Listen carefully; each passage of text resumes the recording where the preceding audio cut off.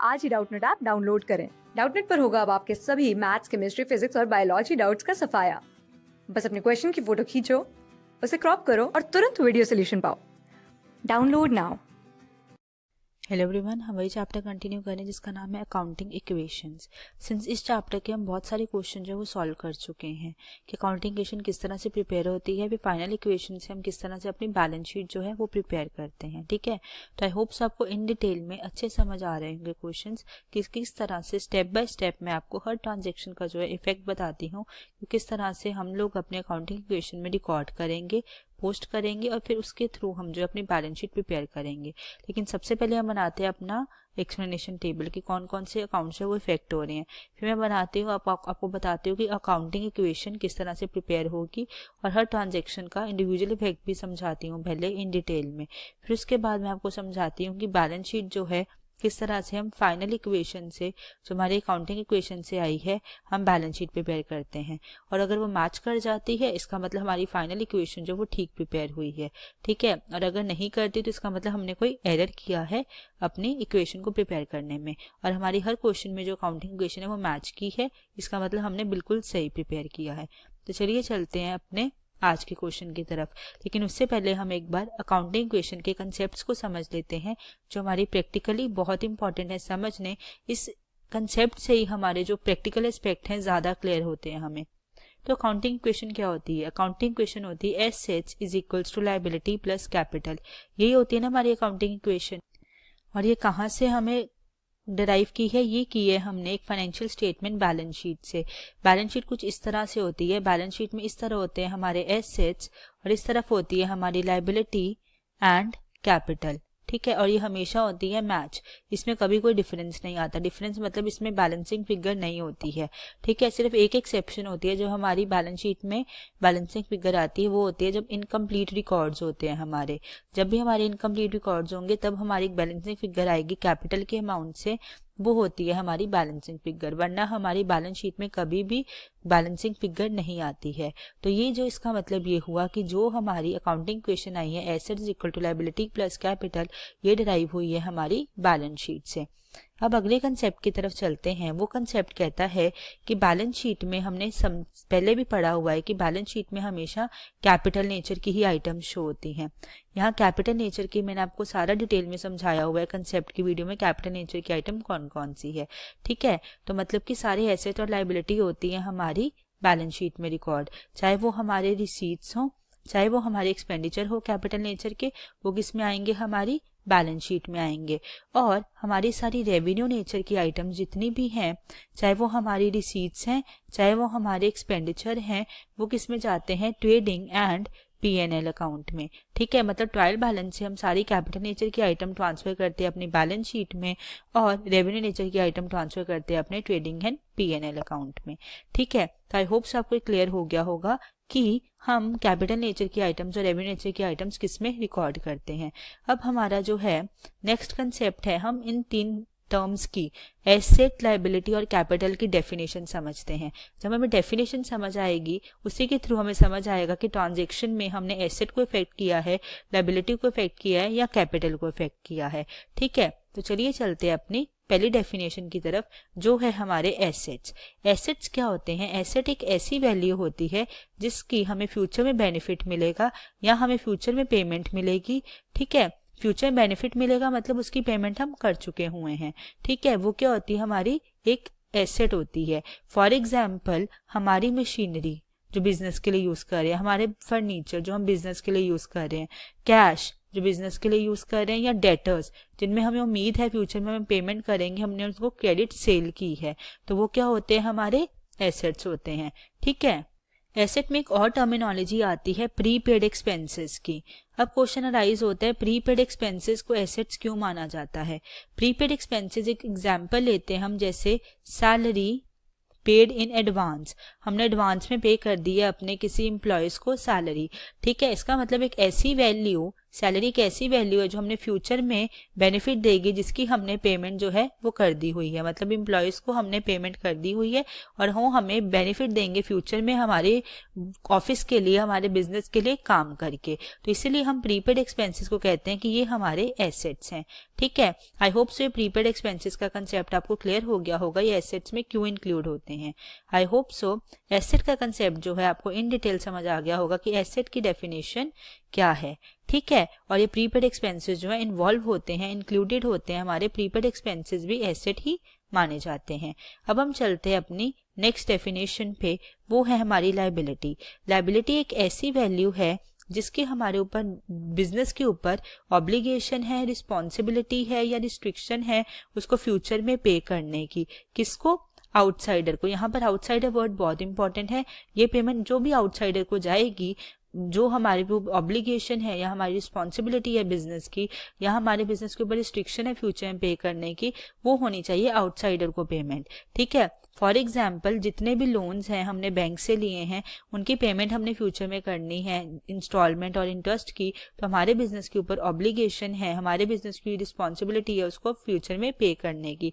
Creditors, जिनसे हमने credit purchases की हैं और हमने उनको कहा था कि फ्यूचर में आपको नियर बाय फ्यूचर में पेमेंट कर देंगे, मान लो 90 डेज में या 60 डेज में, तो हमारी ऑब्लिगेशन है। एक ऐसी क्रेडिटर्स एक ऐसी वैल्यू है जो हमारे बिजनेस पे ऑब्लिगेशन है कि उनको फ्यूचर में हमने पेमेंट करनी है, तो वो होते हैं हमारे क्रेडिटर्स, और ये दोनों होते हैं जैसे आउटसाइडर्स। इसलिए हम वर्ड यूज करते हैं आउटसाइडर्स को पेमेंट करने के लिए। जो हमारी ऑब्लिगेशन है बिजनेस की उसको हम कहते हैं लायबिलिटी। ठीक है, आई होप सो लायबिलिटी का कंसेप्ट आपको क्लियर हो गया होगा। अब हम चलते हैं कंसेप्ट की तरफ, आउटस्टैंडिंग एक्सपेंसेस की तरफ।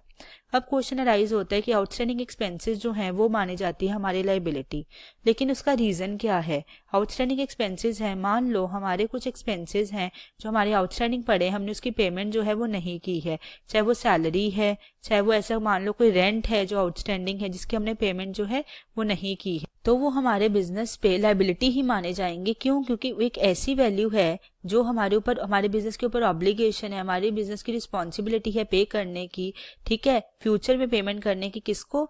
डेफिनेटली सैलरी किसको? एम्प्लॉयज को। रेंट किसको? लैंडलॉर्ड को, जिसकी बिल्डिंग हमने जो रेंट पे ली हुई है, जो रेंटल पेमेंट उनको करने की, तो वो होते हैं आउटसाइडर्स। ठीक है, इसलिए जो है आउटस्टैंडिंग एक्सपेंसेस जो हैं वो क्या माने जाते हैं? हमारी लायबिलिटी माने जाते हैं। ठीक है, तो आई होप सो आपको एसेट और लायबिलिटी की डेफिनेशन अच्छे से क्लियर हो गई होगी, और हम प्रीपेड एक्सपेंसेस को एसेट्स क्यों मानते हैं उसका भी रीजन समझ आ गया होगा, और आउटस्टैंडिंग एक्सपेंसेस को हम अपनी लायबिलिटी क्यों कंसीडर करते हैं वो रीजन भी समझ आ गया होगा। अब मैं ये रेज कर देती हूँ, क्योंकि कैपिटल का कंसेप्ट जो है वो ज्यादा इंपॉर्टेंट है और थोड़ा वास्ट भी है, क्योंकि उसमें समझेंगे कि कैपिटल, पहली बात तो ये है कि कैपिटल की डेफिनेशन क्या है, फिर हम करेंगे कि कैपिटल को हम लायबिलिटी क्यों कंसीडर करते हैं, थर्ड हम करेंगे कि कैपिटल में हमने क्या क्या ऐड करना है और क्या क्या सब्ट्रैक्ट करना है अपने अकाउंटिंग इक्वेशन को प्रिपेयर करने के समय। ठीक है, तो चलिए समझते हैं अब कैपिटल के कंसेप्ट को इन डिटेल में। तो पहले समझते हैं कैपिटल की हमारी डेफिनेशन क्या है। कैपिटल की डेफिनेशन के बाद फिर मैं बताऊंगी आपको कि इसको लायबिलिटी साइड पे हम क्यों पोस्ट करते हैं, उसका रीजन क्या है कि लायबिलिटी है हमारी। ठीक है, तो कैपिटल एक ऐसी वैल्यू है जिसकी हमने फ्यूचर में पेमेंट करनी है, मतलब हमारे बिजनेस पे ऑब्लिगेशन है, हमारे बिजनेस की रिस्पॉन्सिबिलिटी है, या हमारे बिजनेस के ऊपर रिस्ट्रिक्शन है, किसको करनी है? ऑनर को करनी है। अब क्वेश्चन अराइज होता है, ऑनर तो मालिक है बिजनेस का, तो ऑनर को क्यों पैसे वापस करने हैं उसके? इसका रीजन ये है, एक हमारा अकाउंटिंग प्रिंसिपल है सेपरेट लीगल आइडेंटिटी का। ये हमारा एक अकाउंटिंग प्रिंसिपल है जिसमें हमने समझा था कि हमारे ऑनर में कम, ऑनर में गो, ऑनर में डाई, ऑनर में change, and business will remain the separate legal identity from its owner. ठीक है, मतलब ऑनर और बिजनेस की जो है सेपरेट आइडेंटिटी एक दूसरे से, वो एक दूसरे से सेपरेट हैं, और बिजनेस जो है उसकी लैंग्वेज मानी जाती है, वो किस तरह से बात करता है? फाइनेंशियल स्टेटमेंट्स के थ्रू, चाहे वो हमारी ट्रेडिंग एंड P&L अकाउंट है, चाहे वो हमारी बैलेंस शीट है, चाहे वो हमारी कैश फ्लो स्टेटमेंट है, इसी के थ्रू वो बात करता है अपने यूजर से, उनको इन्फॉर्मेशन प्रोवाइड करके, जिसके थ्रू वो डिसीजंस लेते हैं, इफेक्टिव डिसीजंस। इसलिए तो कहा जाता है जो हमारी फाइनेंशियल स्टेटमेंट होनी चाहिए बिजनेस की, वो क्या होनी चाहिए? ट्रू एंड फेयर होनी चाहिए। ठीक है, इसका मतलब ये है कि ऑनर की आइडेंटिटी क्या है? डिफरेंट है बिजनेस की आइडेंटिटी से। इसीलिए जो पैसा भी ऑनर लाता है, चाहे वो कैश के फॉर्म में लाए, चाहे वो गुड्स के फॉर्म में लाए, चाहे वो किसी एसेट के फॉर्म में लाए, जैसे बिल्डिंग, फर्नीचर या कुछ एक्सेट्रा। ठीक है, हमारे बिजनेस की ऑब्लिगेशन हो जाती है, हमारे बिजनेस की रिस्पॉन्सिबिलिटी हो जाती है कि हमने वो ऑनर को जो है वो रिटर्न करना है। ठीक है, इसीलिए कैपिटल जो है, यही रीजन है कि कैपिटल को क्या मानते हैं, लायबिलिटी मानते हैं। क्यों? क्योंकि ये हमारे बिजनेस के ऊपर एक ऑब्लिगेशन है, किसको पे करने की, ऑनर को पे करने की, क्योंकि ऑनर की आइडेंटिटी डिफरेंट है हमारे बिजनेस से। तो आई होप आपको समझ आ गया होगा कि कैपिटल जो है लायबिलिटी क्यों है और कैपिटल की प्रॉपर डेफिनेशन क्या है। ठीक है, अब हम चलते हैं कि इसमें क्या क्या एडिशन होगी हमारी कैपिटल में और क्या क्या हम इसमें से सब्ट्रैक्ट करेंगे। तो मैं इसे भी अभी रेज कर देती हूँ और अब हम समझते हैं कि कैपिटल में क्या क्या एडिशन होगी हमारी और क्या क्या सब्ट्रैक्शन होगी। ठीक है, जिसके बाद हम अपने क्वेश्चन को शुरू करेंगे और फिर हमारा क्वेश्चन सोल्यूशन जो है हमें इजीली अवेलेबल हो जाएगा, हमें इजीली समझ आना शुरू हो जाएगा कि क्वेश्चन हमने किस तरह से सॉल्व करना है। ठीक है, तो कैपिटल में सबसे पहले हम बात करते हैं कि हमारी जो प्रॉफिट हम अर्न कर रहे हैं, हमारा बिजनेस जो प्रॉफिट अर्न कर रहा है गुड्स को सेल करके, कौन से गुड्स को सेल करके, जिसमें बिजनेस जो है डील करता है।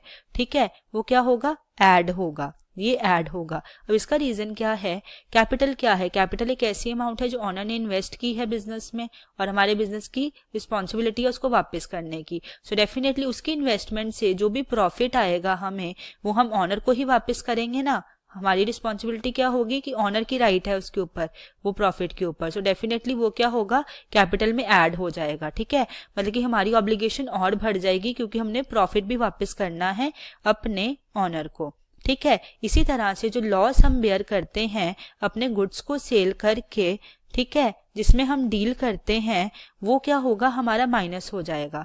डेफिनेटली ऑनर की इनकम इन्वेस्ट की तो लॉस बेयर किया, तो loss end of the day कौन बेयर करेगा, ऑनर ही बेयर करेगा, क्योंकि उसकी इन्वेस्टमेंट करके ही हमने ये लॉस को बेयर किया है। सो डेफिनेटली वो क्या होगा, माइनस हो जाएगा हमारे कैपिटल में से, मतलब हमारी ऑब्लिगेशन कम हो जाएगी कि हमने उतना पेमेंट अब नहीं करना है अपने ऑनर को। तो आई होप सो आपको प्रॉफिट एंड लॉस का कंसेप्ट समझ आ गया होगा, जो गुड्स से हम अर्न करते हैं सेल करके, ठीक है, जिसमें हम डील करते हैं हमारा बिजनेस, कि वो हम कैपिटल में ही एडजस्टमेंट करते हैं, मतलब प्रॉफिट ऐड करेंगे, लॉस जो है माइनस करेंगे। और उसका रीजन ये है क्योंकि कैपिटल जो है वो एक ऐसी अमाउंट है जो इन्वेस्टमेंट की है हमारे ऑनर ने, तो हमारी ऑब्लिगेशन उसे वापस करने की। इसका मतलब है प्रॉफिट भी उसकी इनकम से ही हो रहा है, उसकी इन्वेस्टमेंट से ही हो रहा है, तो वो उसकी इनकम हो रही है। सो डेफिनेटली उसकी ऑब्लिगेशन हमारे ऊपर इंक्रीज हो जाएगी कि हमें उसको प्रॉफिट भी वापस करना है। आई होप सो ये कंसेप्ट आपको क्लियर हो गया होगा कि प्रॉफिट एंड लॉस हमने किस तरह से एडजस्ट करना है।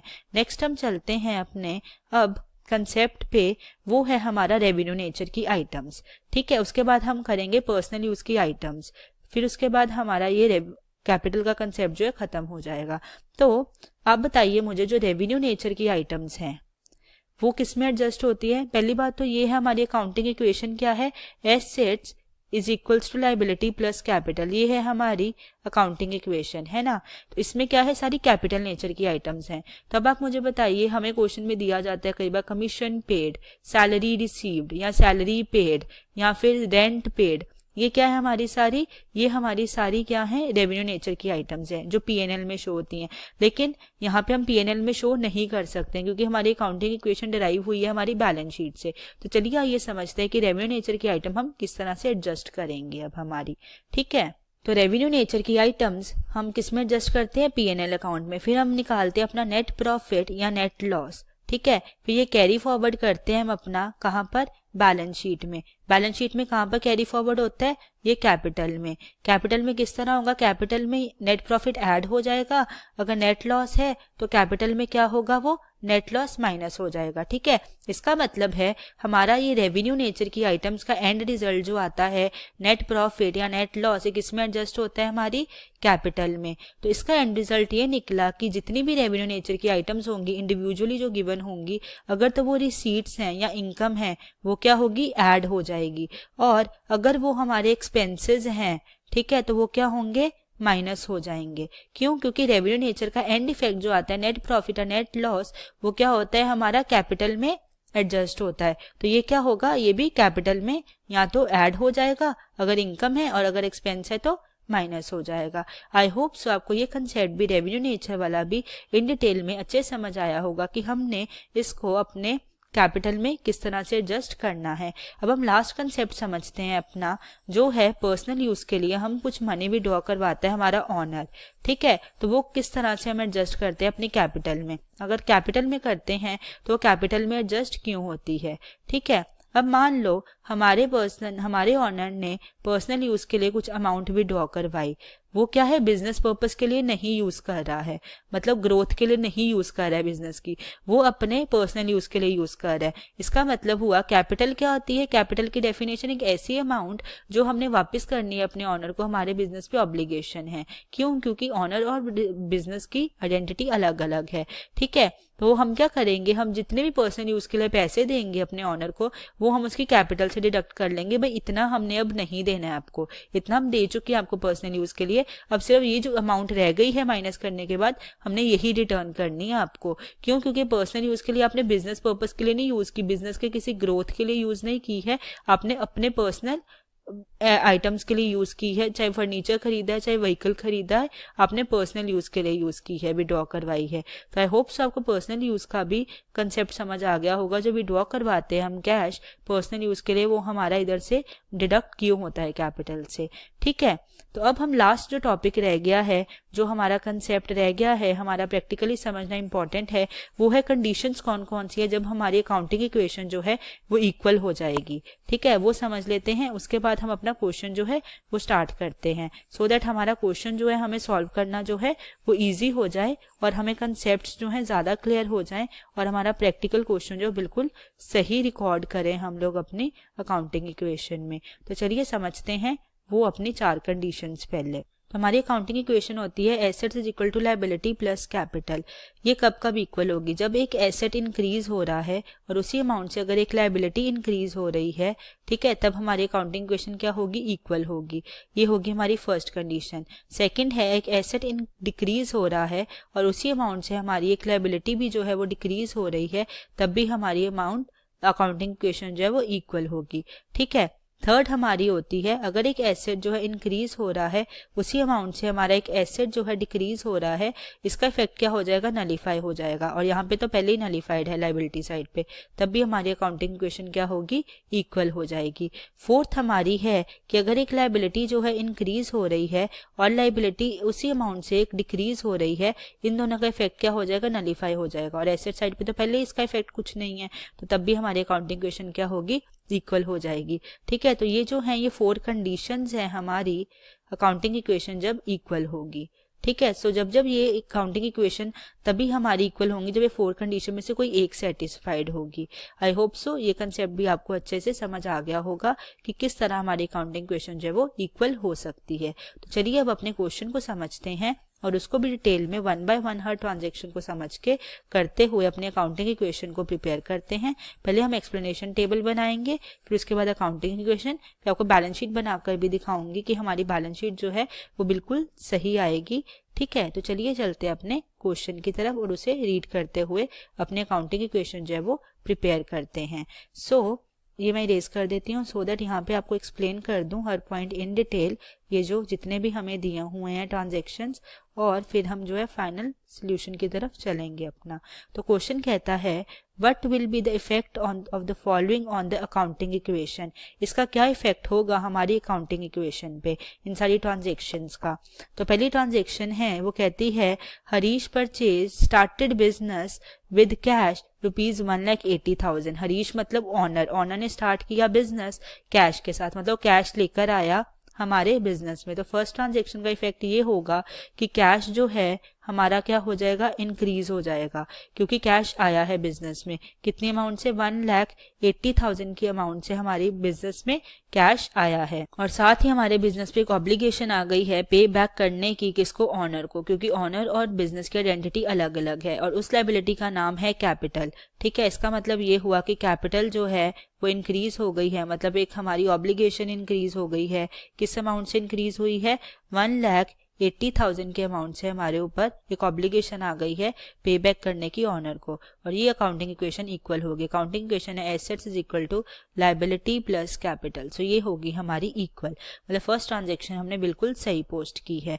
ठीक है, सेकेंड ट्रांजेक्शन है हमारी, सेकेंड ट्रांजेक्शन कहती है कि परचेज्ड गुड्स फॉर कैश, ये कैश के लिए परचेज किया, और ऑन क्रेडिट। पहले कैश परचेजेस देखते हैं, कैश परचेजेस की हैं, डेफिनेटली परचेज की होगी तो कैश में क्या की होगी, पेमेंट की होगी। तो कैश पेमेंट की है तो कैश क्या हुआ होगा, डिक्रीज हुआ होगा, डेफिनेटली कम हो गया होगा। तो कितने से कैश परचेजेस की हैं, 60,000 से, तो 60,000 से क्या हुआ हमारा, कैश डिक्रीज हो गया। डेफिनेटली कुछ हमने दिया है, अपना कैश हमारे यहाँ इन हैंड जो था वो हमने दिया है, तो डेफिनेटली हमारे पास क्या आया है, गुड्स आए हैं। गुड्स क्या आए हैं हमारे गोडाउन में, तो स्टॉक इंक्रीज हुआ है। डेफिनेटली अकाउंट्स क्या है, गिव एंड टेक है। इसका मतलब है स्टॉक जो है हमारे गोडाउन में इंक्रीज हो गया है। किस अमाउंट से इंक्रीज हुआ है, 60,000 की अमाउंट से इंक्रीज हुआ है। लायबिलिटी पे कोई इफेक्ट नहीं है, लायबिलिटी पे नलिफाइड इफेक्ट है इसका मतलब है कि इसका भी नलिफाइड इफेक्ट है, पहले -60,000 फिर +60,000। और हमने एक कंडीशन की थी, एक एसेट इंक्रीज हो रहा है दूसरा डिक्रीज हो रहा है उसी अमाउंट से, इसका मतलब तभी हमारी अकाउंटिंग इक्वेशन इक्वल होगी। तो वो भी फुलफिल हुई है यहाँ पे। इसका मतलब है इस पर नलिफाइड इफेक्ट हो गया, इस पे पहले ही नलिफाइड है, तो हमारी इक्वल हो गई है। अब चलते हैं हम अपनी क्रेडिट परचेजेस पे। कई बार क्या होता है, हम अपने क्रेडिट परचेजेस भी कर लेते हैं कि हम कहते हैं अपने सप्लायर्स को कि हम आपको फ्यूचर में पे बैक कर देंगे अमाउंट। वो कहते हैं चलो ठीक है हम आपको क्रेडिट पे दे देते हैं। तो उसका टाइम पीरियड होता है मान लो 60 डेज या 80 डेज या 90 डेज, ठीक है। तो इस पे हम पेमेंट कर देते हैं। तो इसी तरह से हमने क्रेडिट परचेजेस की हैं, वो की हैं 30,000 की। पहली बात तो परचेज की है, डेफिनेटली हमारे गोडाउन में क्या आया होंगे, गुड्स आए होंगे। गुड्स आए होंगे तो हमारा स्टॉक जो है वो क्या हुआ होगा, इंक्रीज हुआ होगा। किस अमाउंट से, जितने अमाउंट से हमने परचेजेस की हैं 30,000 से हमारा स्टॉक जो इंक्रीज हो गया होगा। अब साथ ही हमने पेमेंट करनी है फ्यूचर में एक ऐसी वैल्यू जिसकी हमने फ्यूचर में पेमेंट करनी है। हमारे बिजनेस के ऊपर ऑब्लिगेशन है, हमारे बिजनेस की रिस्पॉन्सिबिलिटी है, वो क्या होती है, लायबिलिटी होती है। तो लायबिलिटी साइड पे एक हेड ओपन होगा, सब हेड, जिसका नाम होगा क्रेडिटर्स, ठीक है। क्रेडिटर्स क्या होंगे, इंक्रीज हो जाएंगे क्योंकि हमारी ऑब्लिगेशन इंक्रीज हो रही है। किस अमाउंट से, 30,000 के अमाउंट से, कि हमने इनको फ्यूचर में 30,000 पे करना है। अब एक एसेट इंक्रीज हुआ, एक लायबिलिटी इंक्रीज हुई उसी अमाउंट से, तो हमारी अकाउंटिंग इक्वेशन क्या हो गई, इक्वल हो गई। आई होप आपको सेकंड ट्रांजेक्शन भी इन डिटेल अच्छे से समझ आई होगी कि इस ट्रांजेक्शन का इफेक्ट जो है किस तरह से हमने अपनी अकाउंटिंग इक्वेशन पे डाला है, ठीक है। चलिए अब चलते हैं अपनी थर्ड ट्रांजेक्शन की तरफ और उसको भी अच्छे से इसी तरह से समझते हैं कि किस तरह से उसका इफेक्ट आएगा। तो वो कहता है, थर्ड ट्रांजेक्शन कहती है सोल्ड गुड्स फॉर कैश। हमने सोल्ड किए 40,000 कैश फॉर कॉस्टिंग 24,000। मतलब इसका मतलब ये है, इस सिचुएशन को समझो पहले, कि हमने गोडाउन से 24,000 के गुड्स निकाले हैं, कॉस्ट उसकी 24,000 है, मतलब गोडाउन से 24,000 के गुड्स निकले हैं जो हमने 40,000 पे सेल किए हैं, ठीक है। इसका मतलब ये क्या हुआ, ये हमारी प्रॉफिट पे गई हैं सेल्स, ठीक है। इसका मतलब ये है कि हमारा सेलिंग प्राइस क्या है, वो है हमारा 40,000, हमने 40,000 पे सेल की है। गोडाउन से कॉस्ट प्राइस, मतलब कॉस्ट प्राइस कितना निकला है, 24,000 निकला है। तो हमें जो प्रॉफिट हुआ है वो कितना हुआ है, 40,000 माइनस 24,000, वो हुआ हमारा 16,000 का प्रॉफिट। ये हुआ है हमें कैश सेल्स पे, तो ये हुआ है हमें प्रॉफिट। अब इस ट्रांजेक्शन को हम समझते हैं यहाँ पर कि किस तरह इसका इफेक्ट जो है आएगा। पहली बात तो ये है कि जो हमारे इस ट्रांजेक्शन का इफेक्ट आएगा, इसमें प्रॉफिट किस में हम ऐड करेंगे, प्रॉफिट करेंगे डेफिनेटली हम ऐड अपने कैपिटल में। अब बताओ कैपिटल में क्यों होगा, मैंने आपको कंसेप्ट्स में समझाया था। प्रॉफिट जो है, कैपिटल हमारा इंक्रीज हो जाएगी उस अमाउंट से, इसीलिए क्योंकि हमारे इन्वेस्टमेंट ऑनर की करके हमने प्रॉफिट अर्न किया है। सो डेफिनेटली प्रॉफिट पे किसका हक है, हमारे ऑनर का हक है, मतलब ऑनर को ये प्रॉफिट मिलना चाहिए क्योंकि उसकी पैसे को इन्वेस्ट करते हुए ही हमने प्रॉफिट अर्न किया है। सो डेफिनेटली हमारी ऑब्लिगेशन 16,000 से इंक्रीज होगी कि हमने 16,000 अपने ऑनर को देना है, ठीक है। तो 16,000 से हमारी कैपिटल जो है वो इंक्रीज होगी। दूसरा इफेक्ट आएगा हमारी कैश पे, कैश सेल्स की हैं, सो कैश क्या होगा, इंक्रीज होगा, डेफिनेटली सेलिंग प्राइस से होगा। क्यों, क्योंकि हमें हमारे इन हैंड कैश कितना आया है, 40,000 का, तो हमारा इसका मतलब है कि हमें 40,000 का कैश आया है तो हमारा कैश इंक्रीज होगा 40,000 से। दूसरा इफेक्ट आएगा हमारा स्टॉक पे, हमने परचेज सेल की है तो डेफिनेटली स्टॉक क्या होगा, डिक्रीज हो जाएगा। जैसे स्टॉक डिक्रीज होगा, लेकिन किस अमाउंट से डिक्रीज होगा, वो होगा 24,000 के अमाउंट से, क्योंकि कॉस्ट किस कॉस्ट से निकला है, 24,000 का गोडाउन से निकला है। हमारी मर्जी हमने उसको कितने पे सेल करना है, कितने प्रॉफिट पे, सो डेफिनेटली 24,000 से ये माइनस हो जाएगा और ये हो जाएगी हमारी ट्रांजेक्शन इक्वल।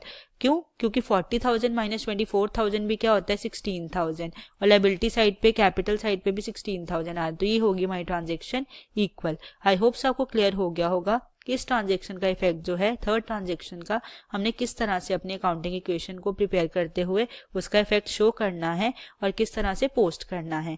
ठीक है, कौन कौन से अकाउंट जो है हमारे इफेक्ट होंगे हमारी थर्ड ट्रांजेक्शन से। आई होप से आपको इन डिटेल समझ आ गया होगा। अब हम चलते हैं अपनी फोर्थ ट्रांजेक्शन की तरफ। पहले से इरेज कर देते हैं सो दैट थोड़ी स्पेस हो जाए और हम फोर्थ ट्रांजेक्शन को जो है अच्छे से यहाँ पर समझ सकें। तो फोर्थ ट्रांजेक्शन कहती है हमें, सिंस इसमें कुछ एक्सपेंसेस है जो हमने पे किए हैं, है ना, और एक्सपेंसेस क्या हैं, ये रेवेन्यू नेचर के एक्सपेंसेस हैं। सिंस रेवेन्यू नेचर के एक्सपेंसेस हैं, चलिए समझते हैं इसको किस तरह से हम लोग करेंगे अपनी रिकॉर्डिंग अकाउंटिंग इक्वेशन में। ये कहते हैं कि rent paid 5,000 and rent outstanding है 2,000। अब मैंने आउटस्टैंडिंग एक्सपेंसेस का भी समझाया हुआ है और रेंट पेड का भी कंसेप्ट में समझाया है, फिर भी आपको यहाँ पे एक बार समझा देती हूँ। रेंट पे किया है वो क्या है, हमारी रेवेन्यू आइटम है। रेवेन्यू क्या है, एक्सपेंस है। किसमें होगा ये एडजस्ट, कैपिटल में। क्यों? क्योंकि रेवेन्यू नेचर की एंड रिजल्ट जो नेट प्रॉफिट या नेट लॉस आता है वो किसमें एडजस्टमेंट होती है, हमारी कैपिटल में। तो इसका इंडिविजुअल इफेक्ट भी किसमें शो करेंगे, हम कैपिटल में ही करेंगे। सिंस हमने पे किया है, कैश में किया होगा, तो कैश क्या हो जाएगा, हमारा डिक्रीज हो जाएगा। किस अमाउंट से डिक्रीज होगा हमारा कैश, 5,000 के अमाउंट से हमारा कैश डिक्रीज हो जाएगा। और कैपिटल भी क्या होगी हमारी, कैपिटल भी डिक्रीज हो जाएगी। एक्सपेंस है सो डेफिनेटली ये भी डिक्रीज हो जाएगी। इससे क्या होगा, हमारा कैश डिक्रीज हुआ, उस अमाउंट से हमारी कैपिटल डिक्रीज हुई और हमारी अकाउंटिंग इक्वेशन होती है assets equal to liability plus capital, ये आ रही है इक्वल। अब समझते हैं रेंट आउटस्टैंडिंग किस तरह से हम शो करेंगे। ठीक है, तो मैंने आपको पहले ही समझाया था रेंट आउटस्टैंडिंग का मतलब एक्सपेंस है, ये आउटस्टैंडिंग एक्सपेंस। इसका मतलब है ये क्या है, हमारी लायबिलिटी है। क्यों? क्योंकि लायबिलिटी की डेफिनेशन देखी जाए, एक ऐसी वैल्यू जिसकी हमने फ्यूचर में पेमेंट करनी है, हमारे बिजनेस के ऊपर ऑब्लिगेशन है, रिस्पॉन्सिबिलिटी है या रिस्ट्रिक्शन है आउटसाइडर्स को पे करने की। ठीक है, तो ये क्या है, हमारी रेंट आउटस्टैंडिंग। मतलब लैंडलॉर्ड को हमने पे करना है बिल्डिंग का मान लो रेंट, और वो आउटस्टैंडिंग हमने पे नहीं किया पिछले महीने का, तो हमारे ऊपर क्या आ गई, ऑब्लिगेशन आ गई उनको पे करने की। ऑब्लिगेशन मतलब रिस्पॉन्सिबिलिटी आ गई और वो क्या होगी, हमारी लायबिलिटी। लायबिलिटी किस नाम से जानी जाएगी, वो आउटस्टैंडिंग रेंट के नाम से हमारी एक लायबिलिटी इंक्रीज हो जाएगी। ठीक है, लायबिलिटी साइड के हेड के नीचे हम सब हेड बनाएंगे, आउटस्टैंडिंग रेंट वो इंक्रीज हो जाएगी किस अमाउंट से, 2,000 के अमाउंट से। तो यहाँ लिखेंगे 2,000 के अमाउंट से। और सिंस ये क्या है, हमारा रेंट क्या है, रेवेन्यू आइटम है, और ये क्या है, एक्सपेंस है हमारा। ठीक है, और ये किसमें एडजस्ट होगा, कैपिटल में। क्यों? क्योंकि कैपिटल में हमारा नेट प्रॉफिट या नेट लॉस जो आता है P&L अकाउंट से, रेवेन्यू आइटम्स का सारा नेट इफेक्ट वो किसमें एडजस्ट होता है, हमारी कैपिटल में। सो डेफिनेटली एक्सपेंस है तो क्या होगी, हमारी कैपिटल जो हो जाएगी वो इस अमाउंट से क्या हो जाएगी, डिक्रीज हो जाएगी। किस अमाउंट से, 2,000 के अमाउंट से। और इसका इफेक्ट हमारी एसेट साइड पे कुछ नहीं होगा, सिंस यहाँ पे भी नील इफेक्ट हो गया इसका। पहले प्लस यहाँ किया 2,000 और माइनस एक लायबिलिटी इंक्रीज हो रही है, दूसरी डिक्रीज हो रही है। ये भी हमने केस किया था, तब भी हमारी अकाउंटिंग इक्वेशन इक्वल आती है और यहाँ पर भी इक्वल आ रही है। आई सपोज आपको फोर्थ ट्रांजेक्शन इन डिटेल अच्छे समझ आ गई होगी कि किस तरह इसका हमने जो है इफेक्ट डालना है। ये देखो यहाँ पे भी 0 है और यहाँ पर भी हो गई 0, ये हो गई मैच। आई होप सो आपको फोर्थ जो है ट्रांजेक्शन अच्छे से in detail with logical reason अच्छे से समझ आ गई होगी। अब चलते हैं अपनी फिफ्थ ट्रांजेक्शन की तरफ। फिफ्थ ट्रांजेक्शन से जाने से पहले हम ये इरेज कर देते हैं सो दैट हमें फिफ्थ ट्रांजेक्शन के लिए स्पेस हो जाए और हम यहाँ पर अच्छे से फिफ्थ ट्रांजेक्शन जो है इन डिटेल समझ सकें। तो फिफ्थ ट्रांजेक्शन कहती है सोल्ड गुड्स ऑन क्रेडिट। हमने सेल की क्रेडिट पे, जिस तरह हम क्रेडिट पे परचेज कर सकते हैं तो क्रेडिट पे सेल भी कर सकते हैं। ठीक है, तो इसका मतलब हमने क्रेडिट सेल की, कितने, 50,000 पे सेल की। कॉस्ट क्या थी उसकी, गोडाउन में 38,000 थी, मतलब स्टॉक 38,000 का था, हमने 50,000 में बेचा है। इसका मतलब ये हुआ, पहली अमाउंट तो है, पहले हम कैलकुलेशन करेंगे। ये है हमारा सेलिंग प्राइस, क्या है हमारा सेलिंग प्राइस है हमारा 50,000, हमारे कॉस्ट प्राइस कितना था गोडाउन में, वो था हमारी कॉस्टिंग थी 38,000 की। तो देखा जाए तो 50,000 माइनस 38,000 हमें कितना प्रॉफिट हो रहा है, हमें हो रहा है 12,000 का प्रॉफिट हो रहा है यहाँ पर, ठीक है। लेकिन ये हो रहा है हमारी क्रेडिट सेल्स पे, ऊपर हमने कैश सेल्स की हैं, ये हमारी क्रेडिट सेल्स हैं, ठीक है। तो चलिए इफेक्ट देखते हैं। अब स्टॉक तो डेफिनेटली डिक्रीज हुआ ही है, मतलब हमने सेल किया है, 5th ट्रांजेक्शन है, हमने सेल किया है, तो डेफिनेटली स्टॉक क्या हुआ है हमारा, स्टॉक हुआ है डिक्रीज। किस अमाउंट से डिक्रीज हुआ है, 38 था, हमारी 38,000 के अमाउंट से डिक्रीज हुआ है। निकला तो 38,000 का ही कॉस्ट से है, अब हमारी मर्जी हमने उसको कितने पे सेल करना है, ठीक है। और ये क्या है, हमारी क्रेडिट सेल है, मतलब फ्यूचर में उम्मीद है कि हमें पैसे मिलेंगे, एक ऐसी वैल्यू जिसकी फ्यूचर में पेमेंट मिले या फ्यूचर में बेनिफिट मिले, ठीक है, उसको क्या कहते हैं हम, एसेट्स कहते हैं। तो इस एसेट का नाम हम रखते हैं डेटर्स, कि डेटर्स से हमें उम्मीद है कि फ्यूचर में हमें पेमेंट मिलेगी, तो हम इंक्रीज कर देते हैं इनको। किस अमाउंट से इंक्रीज करते हैं, कितनी मिलनी है हमें, 50,000 की, क्योंकि हमने सेल 50,000 का की है, तो डेफिनेटली 50,000 की मिलेगी।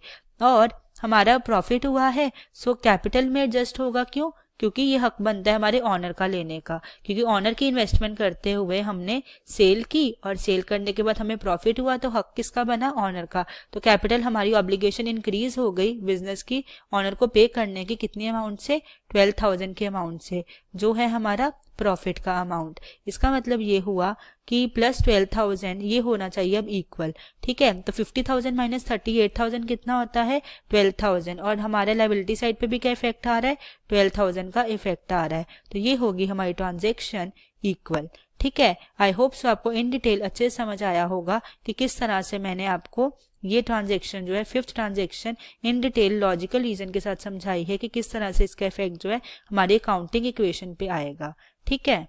नेक्स्ट हमारी लास्ट ट्रांजेक्शन है सैलरी पेड इन एडवांस। अब जब ये है मतलब प्रीपेड एक्सपेंसेस, एडवांस में पी की है तो प्रीपेड एक्सपेंसेस, और इस टॉपिक को भी मैंने आपको समझाया है कंसेप्ट्स में अच्छी तरह।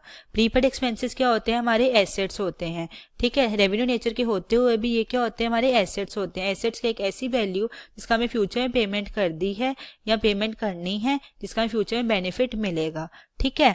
इसका मतलब ये हुआ कि इसका हमें फ्यूचर में सैलरी हमने पे कर दी है, और एम्प्लॉयज जो हैं हमें काम प्रोवाइड करके, जो उनको पर्टिकुलरली प्रोवाइड किया गया है उनकी डेजिग्नेशन के अकॉर्डिंग, वो प्रोवाइड करके हमें बेनिफिट देंगे, ठीक है। तो देखते हैं 6th ट्रांजेक्शन का इफेक्ट जो है वो किस तरह से आएगा हमारी इसके ऊपर, अकाउंटिंग इक्वेशन के ऊपर। तो चलिए देखते हैं अब अपनी 6th ट्रांजेक्शन का इफेक्ट।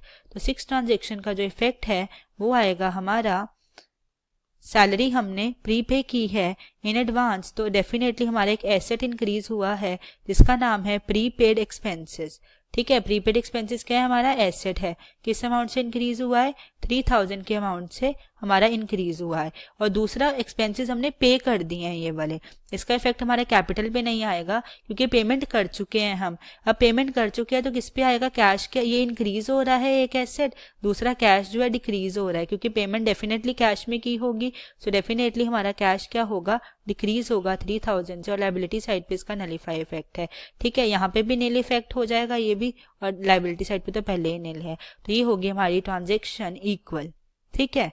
तो आई होप सो आपको ये जितनी भी ट्रांजेक्शन थी, 6 ट्रांजेक्शन थी, आपको इन डिटेल लॉजिकल रीजन के साथ अच्छे समझ आई होंगी कि इन ट्रांजेक्शन का मैंने इफेक्ट जो है किस तरह से किस अकाउंट में शो किया है। अब मैं आपको इन प्रिसाइज अब सोल्यूशन करते करते समझाऊंगी, इससे क्या होगा, ये क्वेश्चन आपको डबल रिवाइज हो जाएगा और आपको इस क्वेश्चन को रिपीट करने का नीड नहीं पड़ेगा, जरूरत नहीं पड़ेगी, और आपको अच्छे से समझ भी आ जाएगा कि हमने किस तरह से डील करना है इस क्वेश्चन के साथ। तो चलिए बनाते हैं अपना पहले एक्सप्लेनेशन टेबल और देखते हैं कि कौन कौन से अकाउंट जो हैं इसके कारण इफेक्ट हो रहे हैं, ठीक है। तो चलिए बनाते हैं अपना एक्सप्लेनेशन टेबल जो हमारे सोल्यूशन का फर्स्ट पार्ट है, तो उसके थ्रू फिर हम बनाएंगे अपनी अकाउंटिंग इक्वेशन को, ठीक है। तो चलिए अपने एक्सप्लेनेशन टेबल की तरफ चलते हुए इसको प्रिपेयर करते हैं। सो ये है हमारे सोल्यूशन का, एक्चुअल सोल्यूशन का फर्स्ट पार्ट, एक्सप्लेनेशन टेबल। ये है हमारा टेबल जिसमें हमने ट्रांजेक्शन्स लिखी हैं और ये हमने एसेट्स लिखे हैं, और ये लायबिलिटीज और कैपिटल जो जो इफेक्ट होगा वो मैं आपको दोबारा से यहाँ पे समझा दूंगी इन प्रिसाइज में अब, ठीक है। तो पहली ट्रांजेक्शन थी हमारी, Harish started business with cash, cash के साथ उसने बिजनेस स्टार्ट किया, डेफिनेटली कैश आया होगा, तो कैश क्या हुआ होगा, एसेट जो है कैश वो क्या हुआ होगा, इंक्रीज हुआ होगा। साथ ही बिजनेस पे एक ऑब्लिगेशन आई होगी क्योंकि ऑनर पैसा लाया है, ऑनर और बिजनेस की आइडेंटिटी अलग अलग होती है, तो बिजनेस के ऊपर क्या ऑब्लिगेशन आई होगी कि कैपिटल जो है हमने वापस करनी है ऑनर को, ठीक है। तो कैपिटल नाम से एक हमारा लायबिलिटी आई होगी, वो हो गई होगी उसी अमाउंट से इंक्रीज। तो ये होगी हमारी अकाउंटिंग इक्वेशन इक्वल यहाँ पर, ठीक है। अब आपको समझ आ गया होगा कि किस तरह कौन से इफेक्ट कर रहे हैं हमारे अकाउंट्स। नेक्स्ट है हमारा परचेज गुड्स फॉर कैश। हमने कैश परचेजेस की हैं, कैश परचेज की है, परचेजेस मतलब कि पेमेंट की होगी, पेमेंट किस में की होगी, कैश में की होगी। तो कैश क्या होगा हमारा, डिक्रीज होगा उस अमाउंट से, ठीक है। अब अकाउंट्स क्या होता है, गिव एंड टेक होता है ना। तो हमने कैश परचेजेस किए हैं, कैश डिक्रीज हुआ है, तो हमारे पास इन हैंड क्या आया है, स्टॉक आया है हमारे गोडाउन में। गुड्स आए मतलब स्टॉक आया है हमारे गोडाउन। तो स्टॉक क्या हो जाएगा हमारा, इंक्रीज हो जाएगा। एक एसेट हमारा स्टॉक जो है वो इंक्रीज हो जाएगा। स्टॉक एसेट इसलिए एक ऐसी वैल्यू जिसका फ्यूचर में बेनिफिट है, तो डील तो इसी में करते हैं, तो बेनिफिट तो बिजनेस को इसी से मिलना है, इसलिए ये हमारा एसेट है। नेक्स्ट है हमने, और हमारी लायबिलिटी साइड पे कोई इफेक्ट नहीं है और इसका इफेक्ट भी नलीफाई हो जाएगा। एक एसेट इंक्रीज हो रहा है, उसी अमाउंट से एक एसेट जो है डिक्रीज हो रहा है, ठीक है। नेक्स्ट पार्ट है इस ट्रांजेक्शन का कि परचेज गुड्स ऑन क्रेडिट। हमने क्रेडिट पे परचेजेस की हैं, डेफिनेटली परचेज तो किए हैं गुड्स, मतलब इन हैंड हमारे गोडाउन में गुड्स तो आए हैं, तो स्टॉक क्या हो गया हमारा, इंक्रीज हो गया। अब हमने कहा कि हम फ्यूचर में पेमेंट कर देंगे आपको, तो हमारे बिजनेस के ऊपर क्या आ गई, ऑब्लिगेशन आ गई, रिस्पॉन्सिबिलिटी आ गई पेमेंट करने की फ्यूचर में। तो क्या होगी, ये हमारी लायबिलिटी होगी, इंक्रीज होगी। उस लायबिलिटी का नाम होगा क्रेडिटर्स, ठीक है। एक हेड ओपन करेंगे क्रेडिटर्स, तो क्रेडिटर्स हो जाएंगे इंक्रीज उसी अमाउंट से। तो इससे ये वाली ट्रांजेक्शन भी इक्वल हो जाएगी, जिस अमाउंट से हमारा एक एसेट इंक्रीज हो रहा है उसी अमाउंट से एक हमारी लायबिलिटी भी इंक्रीज हो रही है। आई होप सो ये भी आपको क्लियर हो गया होगा कि किस तरह से इसकी पोस्टिंग करनी है। नेक्स्ट है हमारी ट्रांजेक्शन, वो कहते हैं sold goods for cash at profit. हमने सोल्ड किए गुड्स कैश पे, लेकिन मतलब ये क्या है, हमारी कैश सेल्स है। और मैंने आपको ऊपर डिटेल में समझाया है कि इसकी इफेक्ट किस तरह से आएगा, कैश सेल जो हमने की हैं इसका इफेक्ट किस तरह से आएगा। वो थे हमारे 40,000 की हमने सेल की थी, गोडाउन से 24,000 के गुड्स निकाले थे, तो हमें प्रॉफिट हुआ था 16,000 का, ठीक है। इसका मतलब हुआ कि हमारे गोडाउन से गुड्स गए हैं और हमारे हैंड में कैश आया है, सो डेफिनेटली कैश क्या हुआ है, इंक्रीज हुआ है। और ठीक है, किस अमाउंट से इंक्रीज हुआ है, सेलिंग प्राइस के अमाउंट से। और हमारा स्टॉक जो है, सिंस गोडाउन से गुड्स गए हैं, सेल किए हैं, तो स्टॉक क्या हुआ है, डिक्रीज हुआ है। किस अमाउंट से डिक्रीज हुआ है हमारा स्टॉक डिक्रीज हुआ है कॉस्ट प्राइस के अमाउंट से, ठीक है। और लायबिलिटी साइड पे हमारी कैपिटल जो है इंक्रीज हुई है, क्योंकि हमने कैपिटल को इन्वेस्ट करते, मतलब ऑनर की अमाउंट को इन्वेस्ट करते हुए ही ये प्रॉफिट अर्न किया है। तो इस पे हक किसका हुआ, हमारे ऑनर का हक हुआ। अगर ऑनर का हक हुआ तो मिलना भी उसको ही चाहिए, तो हमारी कैपिटल जो है इंक्रीज होगी, हमारे ऊपर और ऑब्लिगेशन आ गई। किस अमाउंट से आई, प्रॉफिट के अमाउंट से आई, कि हमने ये भी ऑनर को वापस कर दी है। तो हमें प्रॉफिट हुआ है 16,000 का, और हमारा कॉस्ट कितने, स्टॉक जो है कितना गोडाउन से गया है, 24,000 का स्टॉक डिक्रीज हुआ है, ठीक है। और कैश इन हैंड आया है 40,000 का। अगर आप देखो इसका इफेक्ट भी 40,000 माइनस 24,000 16,000 आता है, और लायबिलिटी साइड पे भी 16,000 है, तो ये भी क्या हो गई, इक्वल हो गई, ठीक है। आई होप सो आपको समझ आ गई होगी कि इस ट्रांजेक्शन का इफेक्ट हमने किस तरह से शो करना है अपनी अकाउंटिंग इक्वेशन में। नेक्स्ट है हमारा रेंट पे किया। पहले ये समझते, रेंट पे किया ये क्या है, रेवेन्यू नेचर की आइटम है। रेवेन्यू नेचर के आइटम मतलब ये एक्सपेंस है, तो रेवेन्यू नेचर की एक्सपेंस किस में शो होती है, डेफिनेटली हमारी कैपिटल में किस तरह शो होगी, हम डिक्रीज कर देंगे उसको, कैपिटल को उस अमाउंट से, क्योंकि एक्सपेंस है। कैपिटल में इसलिए शो होती है क्योंकि हमारा एंड रिजल्ट जो प्रॉफिट एंड लॉस का आता है, रेवेन्यू आइटम्स का net profit and net loss capital में एडजस्ट करते हैं। सो डेफिनेटली सिंगल आइटम का भी कैपिटल में एडजस्टमेंट होगी। कैपिटल क्या हो जाएगी, डिक्रीज हो जाएगी ये एक्सपेंस की अमाउंट से, ठीक है, क्योंकि एक्सपेंस है तो इसलिए डिक्रीज होगी हमारी कैपिटल। नेक्स्ट आता है हमारा इफेक्ट, सिंस पेमेंट की है तो डेफिनेटली कैश में की होगी, तो कैश भी क्या हो जाएगा, डिक्रीज हो जाएगा इस एक्सपेंस की अमाउंट से। तो इससे क्या होगा, एक एसेट डिक्रीज हो रहा है, एक लायबिलिटी डिक्रीज हो रही है, तो हमारी ये इक्वल हो गई है। नेक्स्ट हमारा है आउटस्टैंडिंग। आउटस्टैंडिंग का मतलब है कि हमने पेमेंट करनी है, हमारे ऊपर एक लायबिलिटी है। और आउटस्टैंडिंग एक्सपेंसेस मैंने आपको पहले ही बताया था, ये क्या होते हैं हमारे, ये होती है हमारी लायबिलिटी, क्योंकि हम लायबिलिटी की डेफिनेशन क्या है, एक ऐसी वैल्यू जिसकी पेमेंट हमने फ्यूचर में करनी है, हमारे ऊपर एक ऑब्लिगेशन है किसको पे करनी है, हमने करनी है वो पे आउटसाइडर्स को। सो डेफिनेटली ये एक हेड ओपन होगा आउटस्टैंडिंग रेंट से और वो हो जाएगा इंक्रीज। सिंस ये क्या है, ये भी एक्सपेंस है रेवेन्यू नेचर का, तो हमारी कैपिटल क्या हो जाएगी, उसी अमाउंट से डिक्रीज हो जाएगी। तो कैपिटल हो गई डिक्रीज और आउटस्टैंडिंग रेंट हो गया इंक्रीज, मतलब कि लायबिलिटी इंक्रीज हो रही है, एक डिक्रीज हो रही है। तो ये भी क्या हो जाएगी, और एसेट पे नलीफाइड इफेक्ट है और यहाँ पे भी नलीफाई हो जाएगा, ये इक्वल हो जाएगी। आई होप सो ये भी आपको क्लियर हो गया होगा कि किस तरह इस ट्रांजेक्शन का भी इफेक्ट जो है आना है हमारी अकाउंटिंग इक्वेशन पे। नेक्स्ट है हमारा good sold on credit at profit. हमने सेल की है क्रेडिट पे लेकिन प्रॉफिट सेल की है, तो ये हो गया हमारी क्रेडिट। ये क्या माना गया, हमारी क्रेडिट सेल, ये हो गई हमारी क्रेडिट सेल। अब इसकी ट्रांजैक्शन का इफेक्ट देखते हैं कि किस तरह से हम शो करेंगे अपनी अकाउंटिंग इक्वेशन को प्रिपेयर करते हुए। तो यहाँ पर हमने सेल की है 38,000 की गुड्स की 50,000 में, है ना। हमारा मतलब हमने सेल की 50,000 की और हमारा कॉस्ट पे गोडाउन से निकले थे 38,000 के गुड्स। तो हमें प्रॉफिट कितने का हुआ, 50,000 माइनस 38,000 आया 12,000 का हमें प्रॉफिट हुआ है। अब देखते हैं इसकी एडजस्टमेंट किस तरह से करनी है। और ये है हमारी क्रेडिट सेल्स। पहली बात तो ये है हमारा कैपिटल होगा इंक्रीज, कैपिटल क्या होगा, इंक्रीज होगा। किस अमाउंट से, प्रॉफिट के अमाउंट से। क्यों, क्योंकि हक बनता है हमारे ऑनर का लेने का कैपिटल डेफिनेट प्रॉफिट। क्यों, क्योंकि हमारी कैपिटल की इन्वेस्टमेंट की है ऑनर ने, जो इन्वेस्टमेंट करेगा उसकी को प्रॉफिट मिलेगा। सो डेफिनेटली ये प्रॉफिट के किसका हक है, ऑनर का। और इसीलिए हमारी ऑब्लिगेशन एक इंक्रीज होगी प्रॉफिट के अमाउंट से कि हमने ये भी ऑनर को वापस करनी है। ठीक है, नेक्स्ट इसका आता है, ये है हमारी क्रेडिट सेल्स। डेफिनेटली स्टॉक तो डिक्रीज हुआ ही होगा, स्टॉक तो डिक्रीज हुआ ही होगा। किस अमाउंट से, कॉस्ट प्राइस के अमाउंट से। क्यों, निकलेगा तो कॉस्ट प्राइस के जितना ही, हमारी मर्जी, हमने जितने मर्जी का सेल करना है। और ये क्रेडिट सेल मतलब फ्यूचर में हमें पेमेंट मिलने की उम्मीद है हमारे। डेफिनेटली एक ऐसी वैल्यू जो हमें फ्यूचर में पेमेंट मिलेगी वो क्या होते हैं, हमारे एसेट्स। उस एसेट का नाम होगा डेटर्स। ठीक है, उस एसेट्स का नाम होगा डेटर्स। डेटर्स हो जाएंगे इंक्रीज, कितने अमाउंट से, सेलिंग प्राइस के अमाउंट से। तो हमारे स्टॉक कितने से डिक्रीज हो गया, ये हो गया 38,000 के अमाउंट से। और डेटर्स हमारे इंक्रीज हो गए। उम्मीद है कि वो 50,000 पे करेंगे जितना हमने उन्हें कहा है। ठीक है, और ये प्रॉफिट हमें अर्न किया है यहाँ पे कैपिटल में 12,000 का। तो अगर देखा जाए तो इनका इफेक्ट जो सिमिलर आ रहा है, 50,000 माइनस 38,000 12,000, उधर भी आ रहा है 12,000। आई होप सो ये ट्रांजेक्शन भी आपको क्लियर हो गई होगी इस टेबल के थ्रू कि किस तरह से इसका इफेक्ट जो है हमने अपनी अकाउंटिंग इक्वेशन में लगाना है। ठीक है, फिर नेक्स्ट है हमारा सैलरी पेड इन एडवांस। ये है हमारे प्रीपेड एक्सपेंसेस, मतलब कि हमने प्रीपे किए एक्सपेंसेस। और ये टर्म मैंने बताई थी, ये होते हैं हमारे एसेट्स। क्यों, एसेट एक ऐसी वैल्यू जिसके हमें फ्यूचर में बेनिफिट मिलेगा, जिसकी पेमेंट हमने कर दी हुई है। सो डेफिनेटली सैलरी हमने पे कर दी अपने एम्प्लॉयज को, आउटसाइडर्स को, और वो हमें बेनिफिट देंगे अपनी डेजिग्नेशन के अकॉर्डिंग वर्क करते हुए बिजनेस में। ठीक है, तो इसका मतलब ये हुआ, पहले तो पेमेंट की है इन एडवांस हमने, तो इसका मतलब है कैश जो है डेफिनेटली क्या हो जाएगा, हमारा डिक्रीज हो जाएगा उस अमाउंट से। और हमारे एक एसेट का नेम होगा प्रीपेड एक्सपेंसेस, जो हमने पे किए हैं डेफिनेटली वो हमारे एसेट हैं, तो वो होंगे हमारे इंक्रीज उसी अमाउंट से। और लायबिलिटी साइड पे कोई इफेक्ट नहीं होगा इसका।